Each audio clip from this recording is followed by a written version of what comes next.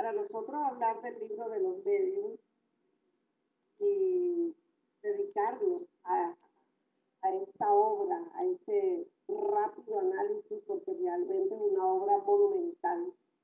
Tenemos que hacer una referencia a nuestro querido e ilustre codificador Hipólito León de Luzar Ribey, que nació el 3 de octubre de 1804 en Lyon, Francia.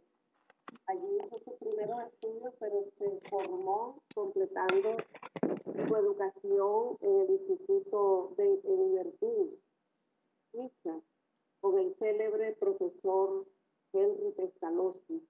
Y allí el maestro destacó por ser uno de los más eminentes discípulos y colaborador capaz.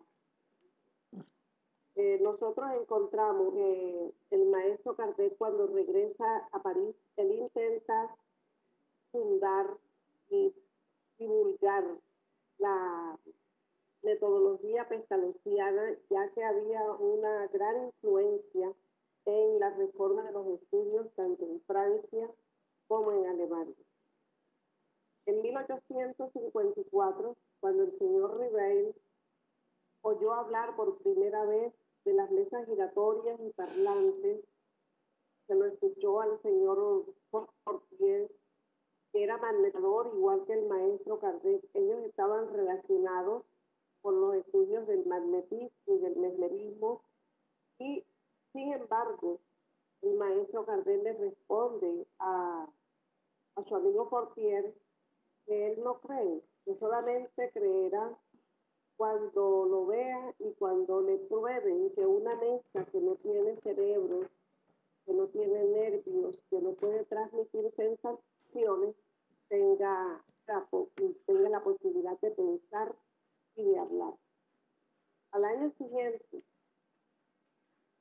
en 1855, se encontró con el señor Carlotti, con quien habló más de una hora sobre esos fenómenos de las mesas girantes. La verdad es que eso era un boom en París, y las personas más entendidas, las clases sociales más altas, tenían este gran entretenimiento, pero algunas personas inquietas que pensaban en cómo se daban estos fenómenos, se pasaban la noticia y al maestro Ribey le vuelven a tocar el tema y le dice, pasado un año, el señor Carlotti le habla de estos fenómenos, pero sus dudas aumentan cuando él dice que detrás de estos fenómenos parece que hay espíritus. Allí el profesor Ribey se detiene un poco. Sin embargo, este señor le dice, Carlotti le dice, usted será uno de los nuestros. El profesor Ribey era positivista, una doctrina que reaccionó ante el materialismo, una doctrina que lo sensibilizó mucho y abría las expectativas que él podría tener, no lo niega, no se cierra y dice, yo no digo que no, ya lo veremos. En mayo de ese mismo año, hallándose en la casa de una hermana sonámbula, la señora Roger, esta era una sonámbula que era magnetizada por el señor Fortier. Entonces, en esa casa se encontraba también dos personajes que eran nada más y nada menos que el señor Patier y la señora Pleme Mason. La señora Pleme Mason, en su casa se hacían las reuniones de experimentación con otras mentes.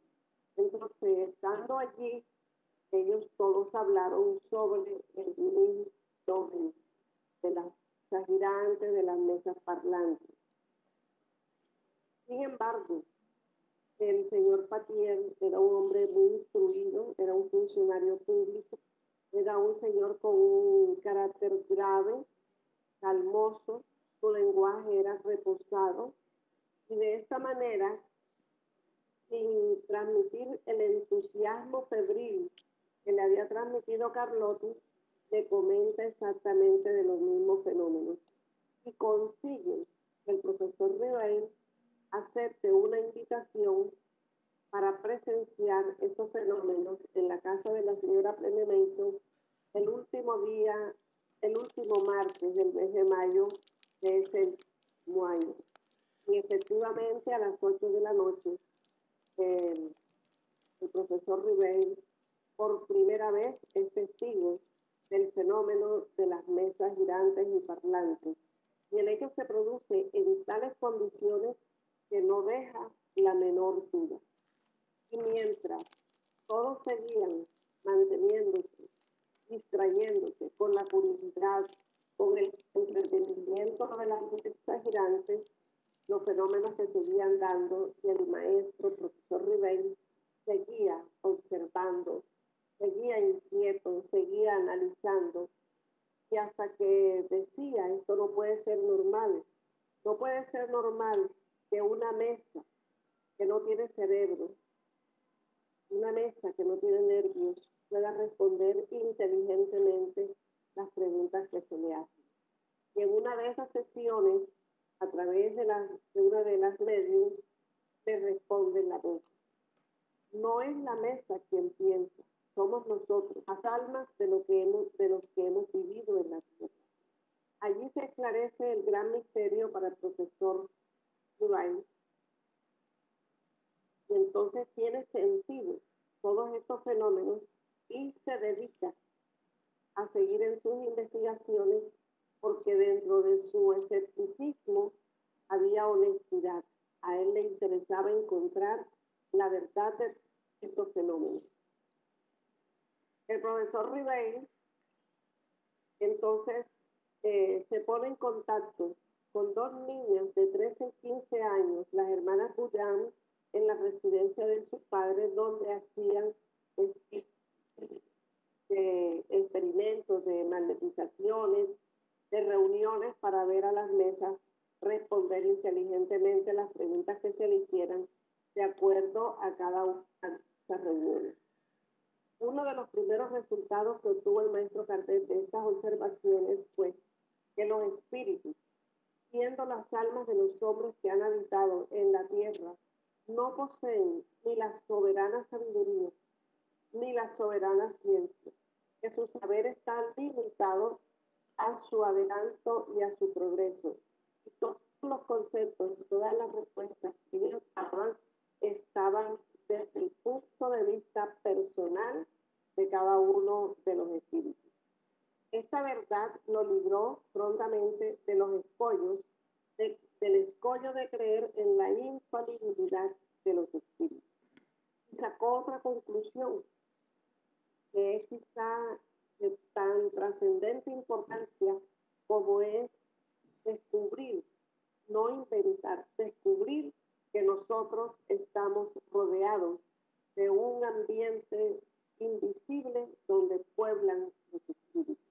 Estamos igual invisibles, que existen desde que existe la humanidad, por lo menos en este planeta.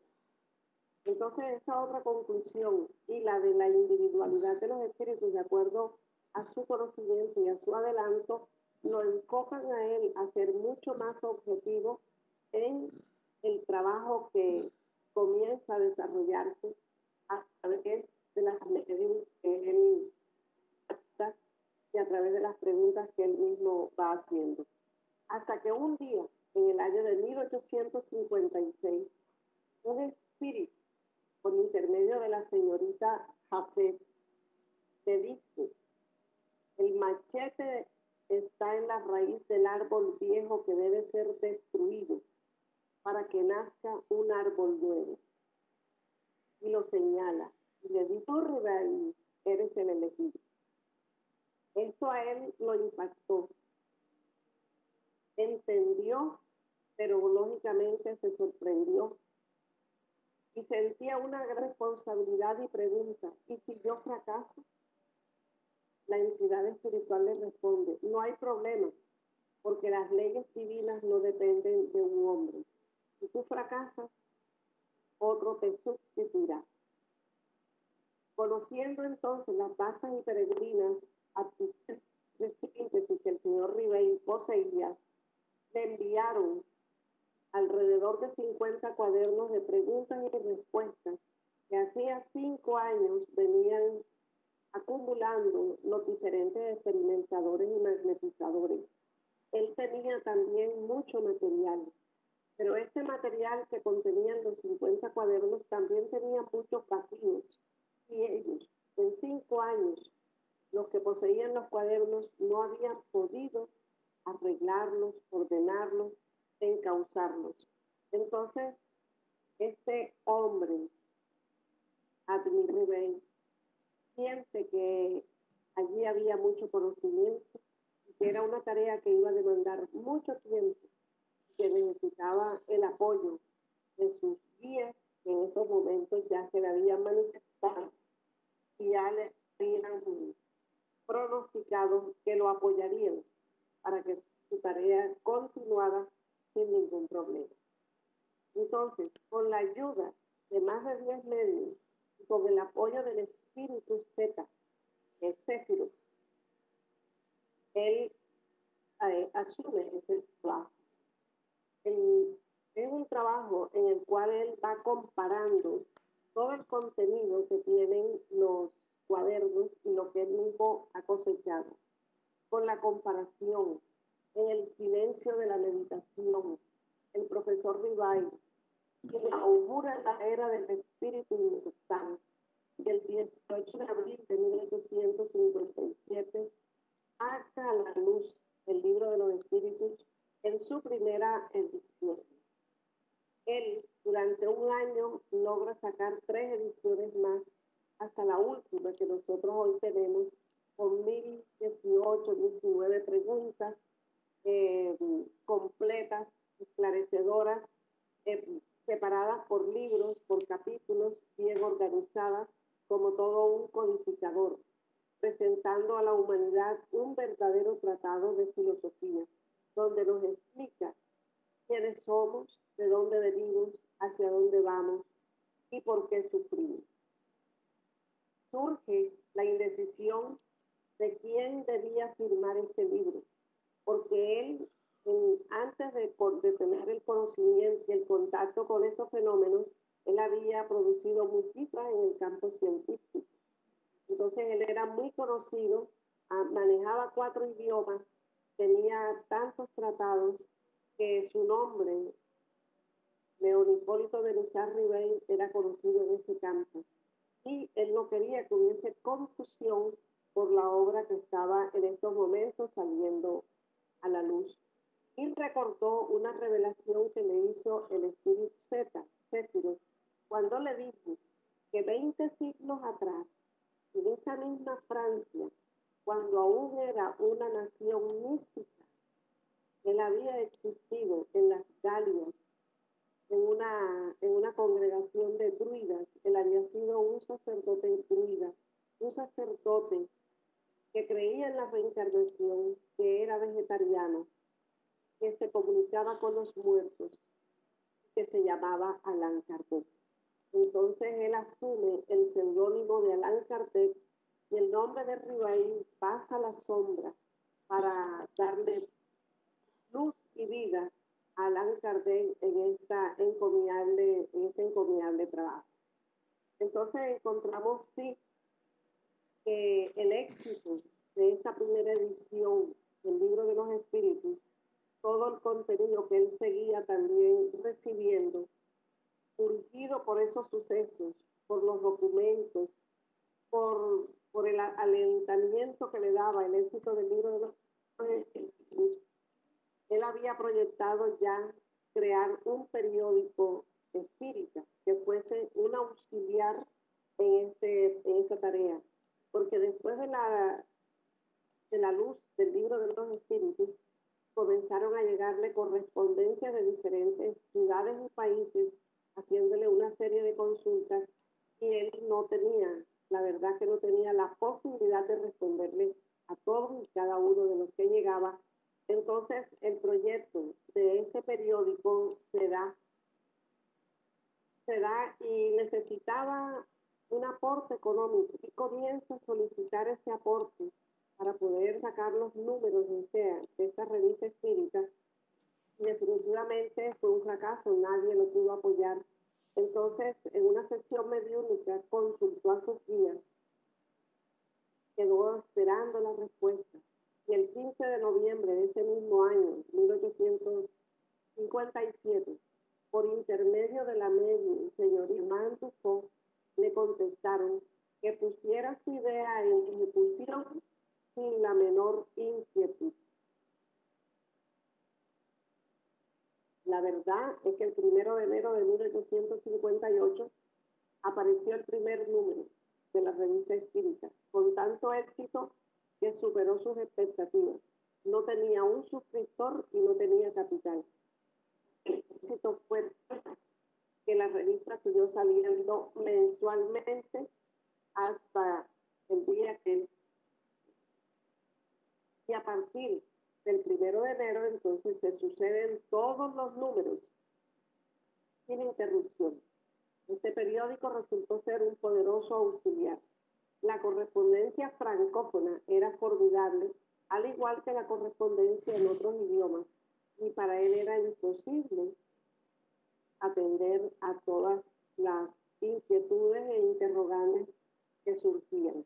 En ese mismo año funda el primer centro espírita del mundo, la Sociedad Parisiense de Estudios Espíritas, para los evocadores. ¿Cómo recibe interrogantes de todas partes? ¿Cómo puede hacer las evocaciones? Le preguntan cómo orientar a una tarea mediúnica. Tantas cosas que le llegaron en esos momentos. Él entonces saca un opúsculo llamado Instrucción Práctica sobre las manifestaciones espíritas. Este opúsculo se agotó de inmediato y es allí cuando él se dispone a trabajar seria y continuadamente en una obra que en octubre del año 60 anuncia en la revista espírita que el 5 de enero de 1861 saldrá publicada la obra El Libro de los Medios. Pero no hubo un problemita en la tipografía y la publicación fue aplazada 10 días. El 15 de enero de 1861 es publicado el Libro de los Medios. Hoy lo tenemos en esta presentación hermosa del 6. El Libro de los Medios, entrando ya en materia, es un tratado de paranormalidad humana. Es una piedra de toque, calidad de las comunicaciones espíritas. Es un tratado que anticipa la metafísica y la parapsicología y todas las doctrinas parapsíquicas de la época. Él, como pedagogo y educador, comienza esta obra con la más avanzada técnica, con un interrogante. ¿Hay espíritus? Porque no fue la doctrina espírita quien creó los espíritus. Los espíritus los creó Dios. Entonces, él, para comenzar este tratado, él nos lleva a los estudiosos, nos lleva a este diálogo. Hay espíritus y por supuesto vamos a encontrar ahí que tenemos que buscar la causa, la creación de los espíritus, y esto nos remonta a encontrar la existencia de un ser supremo, de una causa esencial del universo. Y él sigue con un juego filosófico, con una forma de sofisma, como diálogos socráticos, para llegar a la conclusión de que sí hay Dios. Y si hay Dios, ya hay espíritu. Y desde que Dios es eterno, los espíritus creados por Dios son inmortales, eternos como causa esencial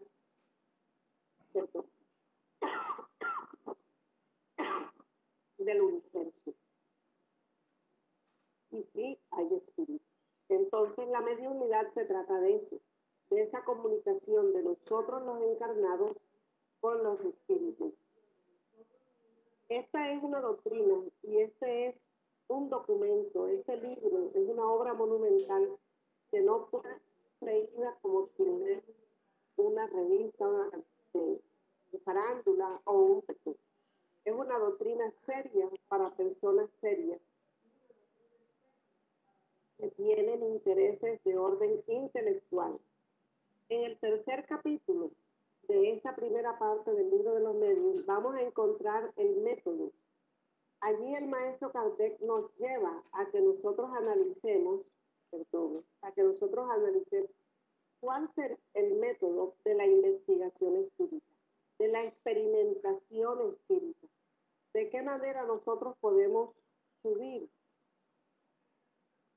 nuestro nivel de educadores en medio de una tarea de esta índole.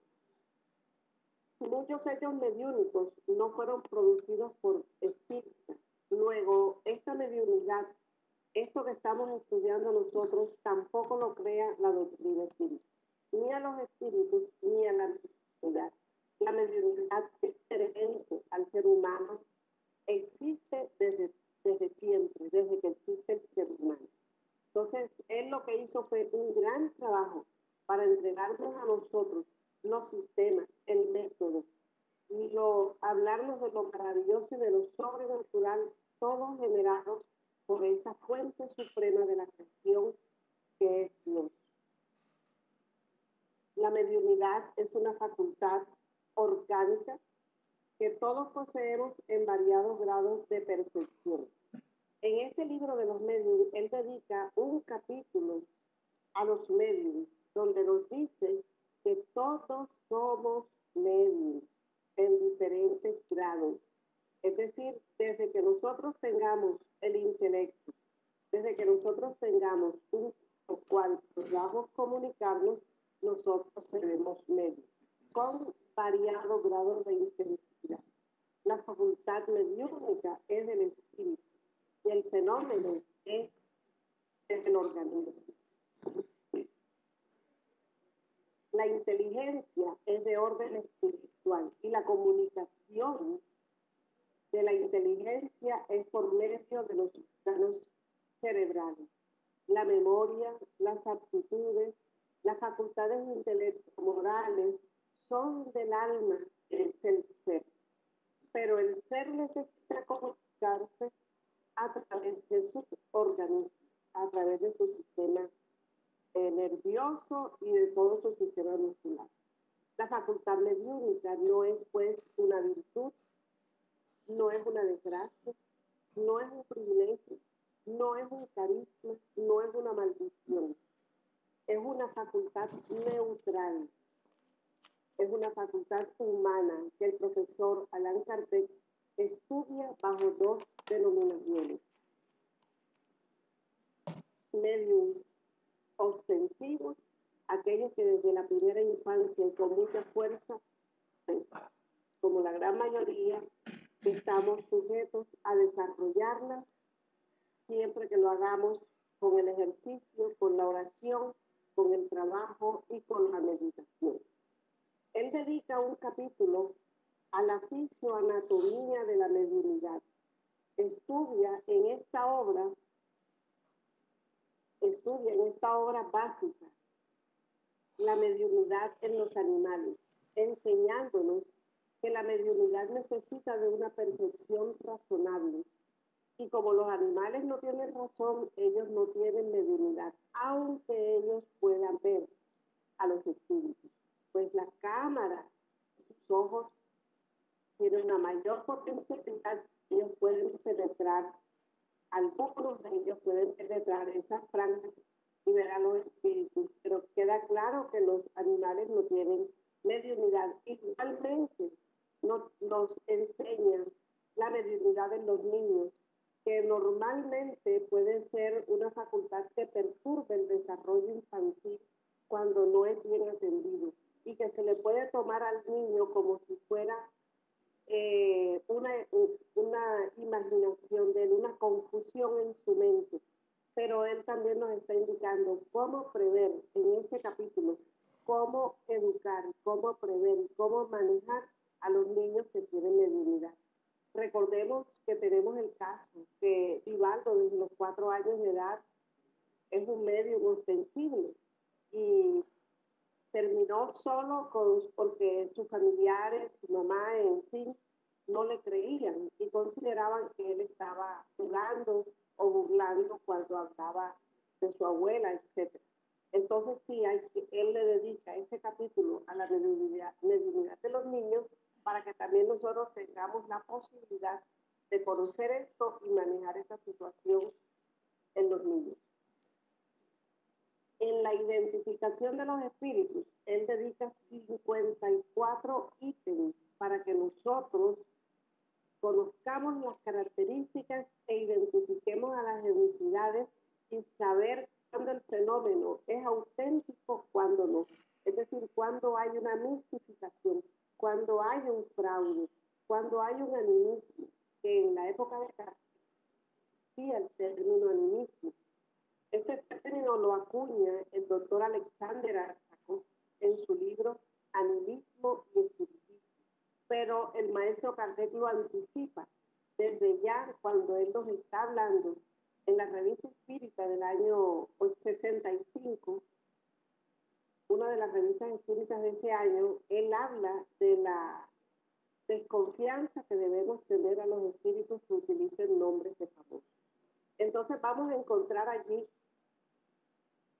en estos 54 ítems cómo la facultad mediúnica nos va a permitir a nosotros darle paso a una serie de entidades que van a estar enmarcadas en esa escala espírita que tenemos en el libro de los espíritus por sus características, por su lenguaje, su moral, por su intelectualidad, por sus dotes artísticos, en fin.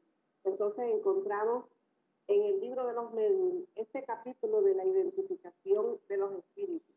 Y más aún, él observa que los fenómenos mediúnicos también pueden dar paso a pueden ser un factor o un instrumento perturbador cuando no hay unas condiciones plenas de salud mental y pueden presentarse, puede inducir la mediunidad a trastornos de naturaleza emocional y de naturaleza psiquiátrica, encontrando allí el proceso de las obsesiones.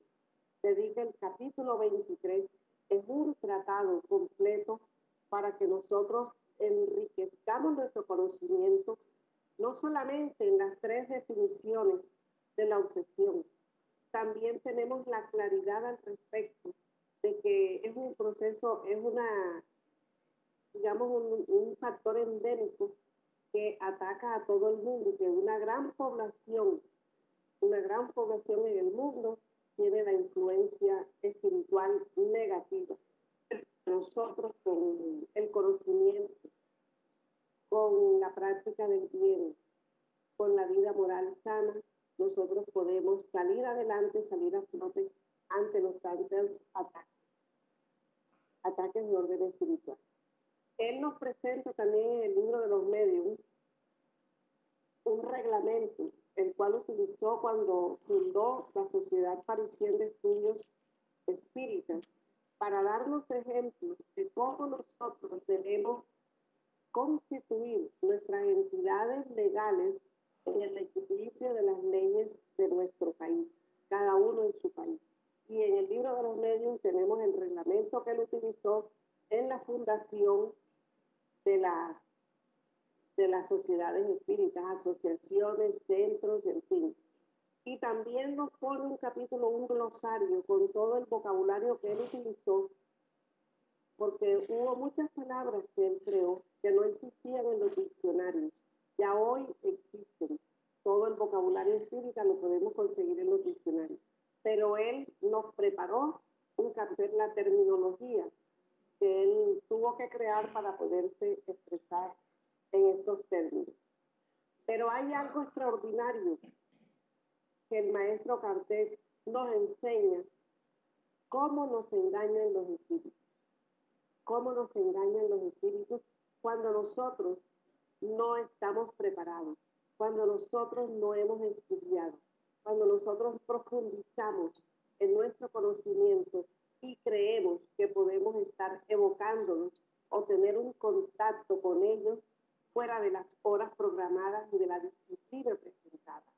Entonces, cuando nosotros encontramos que hay un riesgo altísimo para los medios que no cumplen, digamos, los requisitos, la disciplina y el estudio, el riesgo que tenemos de ser engañados, inclusive de ser fascinados y de llevarnos a la obsesión, aunque estemos dentro de los trabajos de una casa espírita.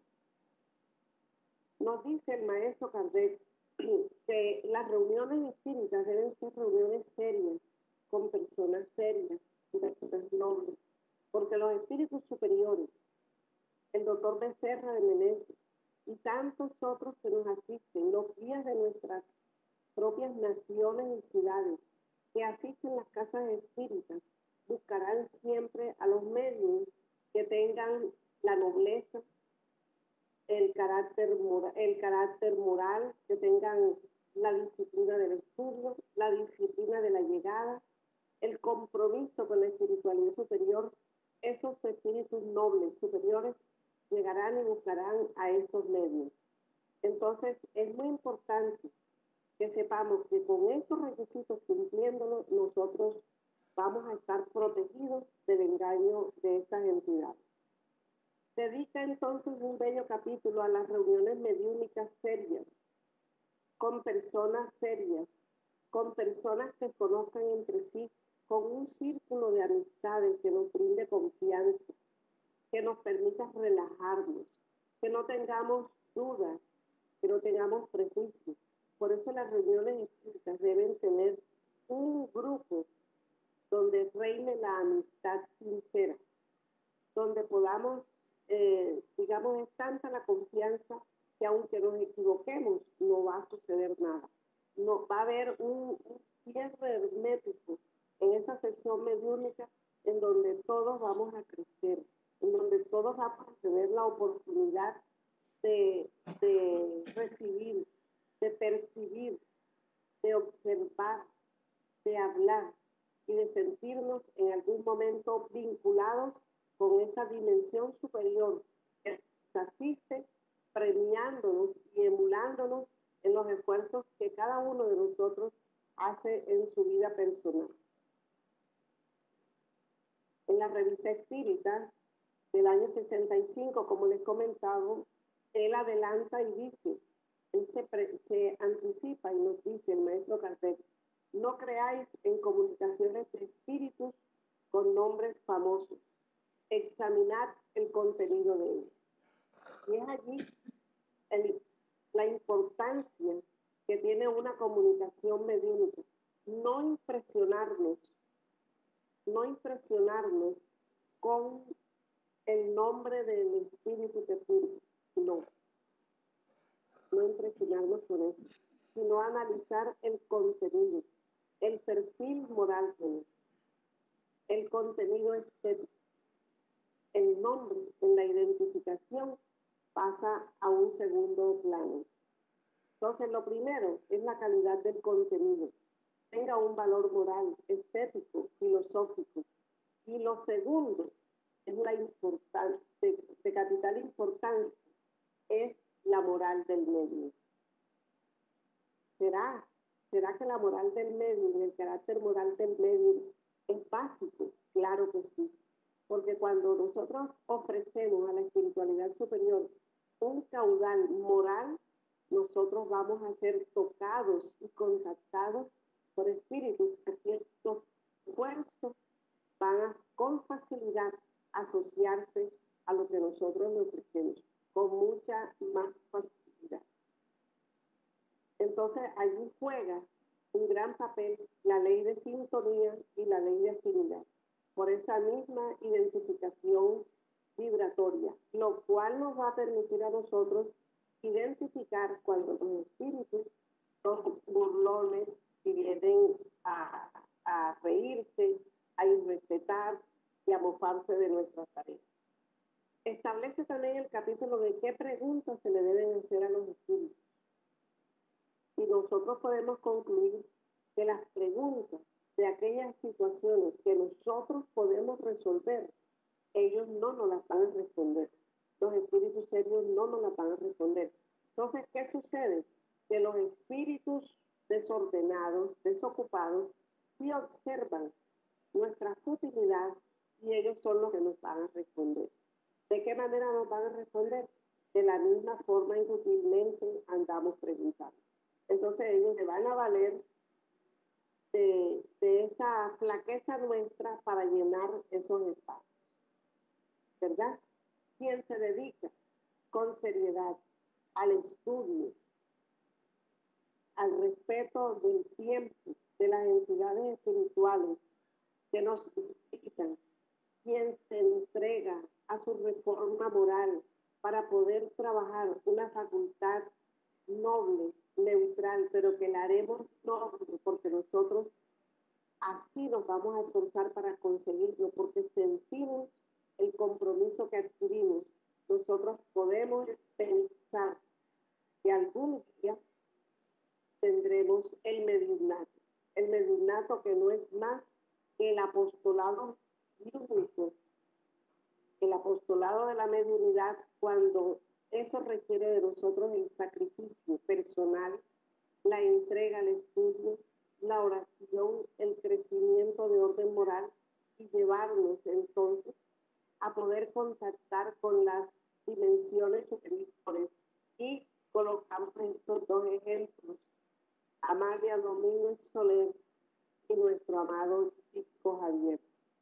Y vidas dedicadas enteramente al trabajo mediúnico. Concluimos con que el libro de los medios es un pilar muy grande en la doctrina espírita. El libro de los espíritus es la puerta principal, es la puerta grande, y el libro de los medios es la columna vertebral para que nosotros podamos entender que esa cantidad de hechos mediúnicos que la historia nos muestra, hechos científicos, y que el libro de los medios nos da la metodología para que nosotros podamos analizar, investigar de una manera seria, científica, y entender que ese es un tratado de filosofía ética, que orienta en cada capítulo, especialmente en el de las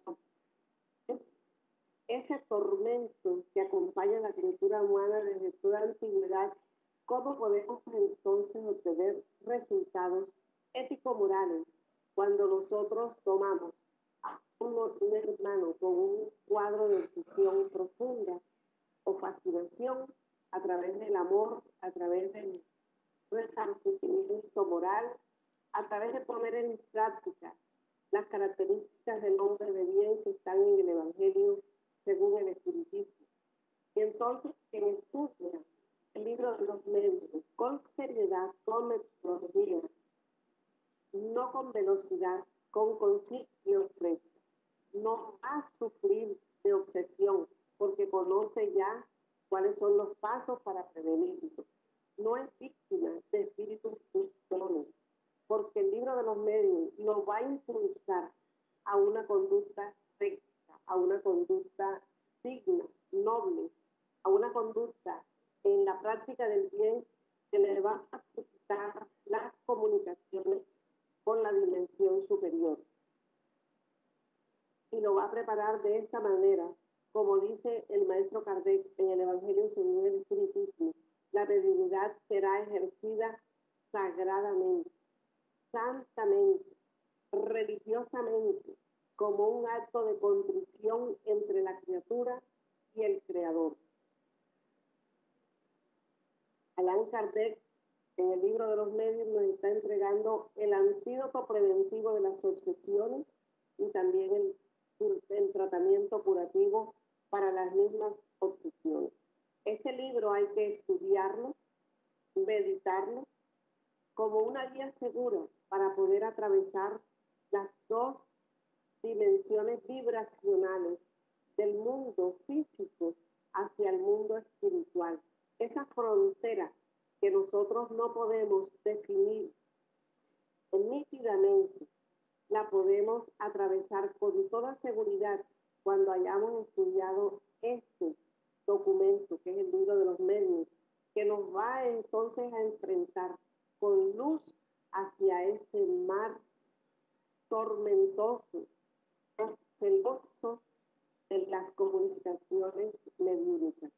Y vamos entonces a entender que el libro de los medios constituye el vademecum de todos los que deseen dedicarse al estudio del espiritismo experimental, y es la guía más segura de quienes quieren ingresar y explorar sin peligro el campo de la mediunidad.